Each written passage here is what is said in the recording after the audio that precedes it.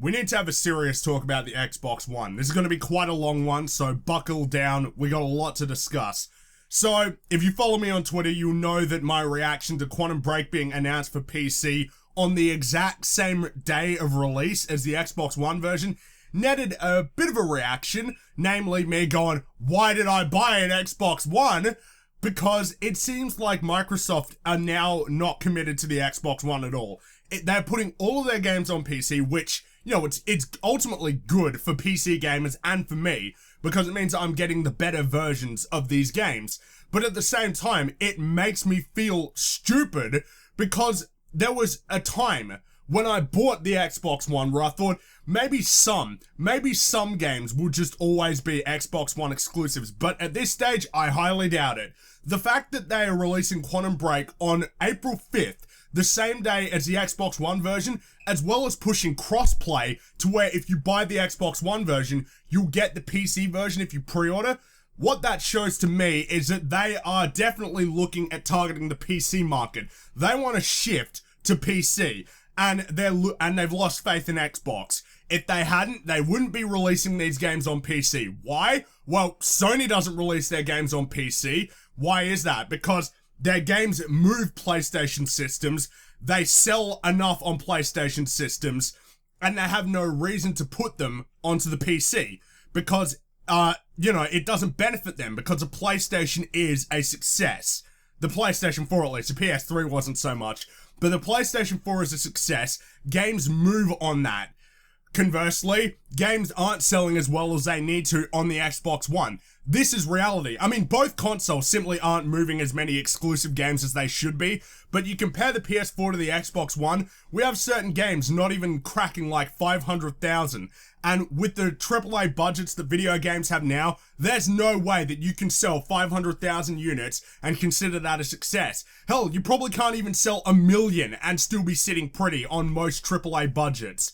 So if Microsoft are moving their games to PC, diversifying it, and making it to where their game is available on multiple platforms, ergo a bigger audience, that suggests to me they want to make more money off these games. But considering that for all of gaming, it was more fiscally responsible to only keep them on one system, you gotta wonder why they're doing it now. And the reason why they're doing it now is, like I said, they don't have faith in the Xbox One. The Xbox brand, maybe not so much. I mean, they're still trying to push Xbox on PC and Windows 10 and this Unity. But in the Xbox One as a console, they don't have faith in it. That much is apparent. How many exclusives are there going to be this year? Like 1, Gears of War 4, and that may end up coming to PC, and it probably will, I imagine. Are they going to keep putting the Halo games on PC? Yeah, maybe they will with Halo 6. We don't know. But the fact that we don't know is in and of itself bad. Because there's none of this doubt when it comes to Sony and Nintendo games. Nobody sat there going, maybe this Nintendo game will come to PC, or maybe this PlayStation game will come to PC. Third-party marketing deals generally do in terms of like PS4 quote-unquote exclusives like Street Fighter V, but there's no doubt Uncharted 4 will always be on PS4. There's no doubt that Mario will always be on a Nintendo platform. Whereas with Quantum Break, before it was even announced, there was a lot of people who thought that that was going to come to PC, and they were right. And in fact, they probably got proven right more so because none of us, even the ones who said, yeah, maybe it will end up coming to PC, which I was on the edge of, none of us could have predicted it would be day one, the same day. What frustrates me as well is I'm seeing a lot of this attitude from people who I won't name, who are upset about this, but going into sort of Stockholm Syndrome. They won't admit the fault was on them. See, here's the thing, right? If you follow me on Twitter and you saw that I got angry about this news, I'll clarify. I wasn't angry that I'm gonna get the best version of the game, because that's good news. I wasn't angry that more people are gonna get the chance to play a game. That's good. I'm not angry that a game could potentially be more fiscally successful. That's good, especially for Quantum Break, because I do like Remedy. That's good for them.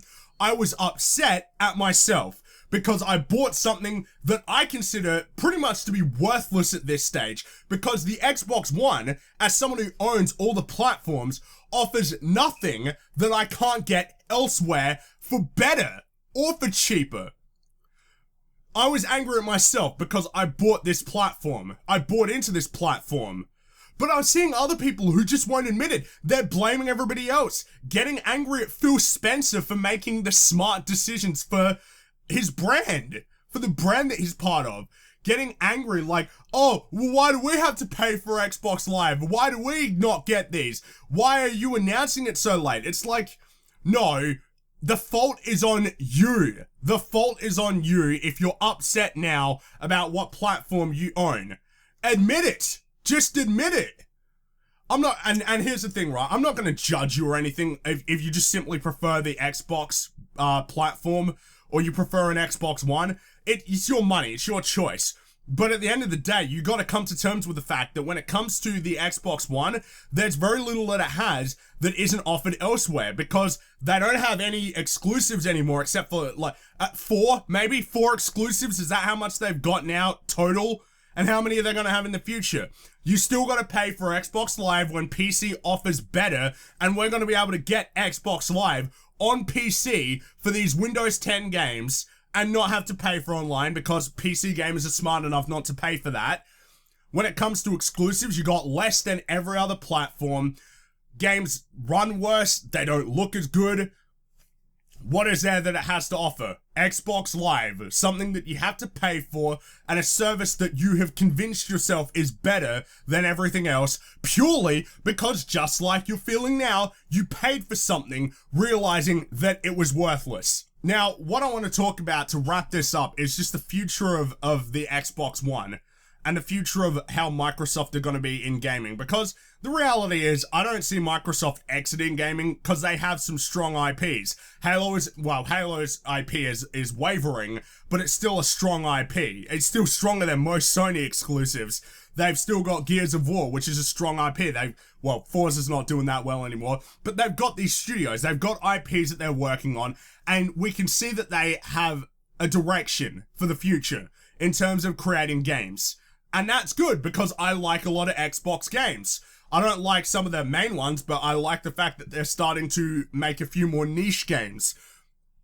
But when it comes to consoles, I am very skeptical as to whether or not they'll make a new Xbox, because the reality is that this idea of, like, if it's on PC, I might as well get it, is not uncommon. I know tons of people in real life who don't own an Xbox One and who won't because they have a PC or because they don't know what games will be coming. And the fact that they've said that they're putting more games on Windows 10 or PC, because it's still not a Microsoft exclusive, it's still multi-platform, but they've said that they're going to be putting more games on Windows 10, which is going to further push that, well, we don't know what games are going to be exclusive, so I might as well just get a PC anyway and not get an Xbox One. Get a PC or a PS4 or a Wii U, and I'm set.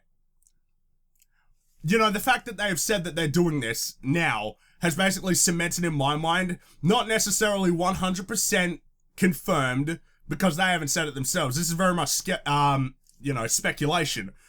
I get the feeling there's not going to be another Xbox console. Now, the connotations that brings along, that we need a whole other video to discuss that. The implications of a 2-console generation, we need to talk about that in and of itself, and we'll probably talk about that closer to when it comes to the next generation, or maybe sooner, but that's at least how I'm feeling right now. I've got a console that I feel is now worthless. I really feel like I'm not going to get anything out of it, because there's nothing that it's going to offer except for 1 or 2 games that I can't get elsewhere that run at 60 FPS, that I can play in 4K, that I can get for cheaper, on top of all the other benefits to PC. And when it comes to the other consoles, while the Wii U doesn't have third-party support, the PS4 has that third-party support and more exclusive games. And we know that Sony's sitting on tons of studios. This is not me bashing Xbox, by the way. This is simply me just looking at the situation as it is and thinking about it. Because this is a very new thing. This has never been a thing that's happened with the consoles. There's always been where there were console games, there were actual exclusives, and none of this stuff where exclusive games or first-party games are being released on multiple platforms. It's bad for Xbox, but it's good for us. So take that whichever way you will. I still feel like an idiot for buying into the Xbox One, but I can at least take solace in the fact that more gamers are going to be able to play different games, and that I am going to be able to play a ton of these Xbox One exclusives on my PC at 60 FPS and higher resolution with better graphics, cheaper, and for free online. Who's the real winner now?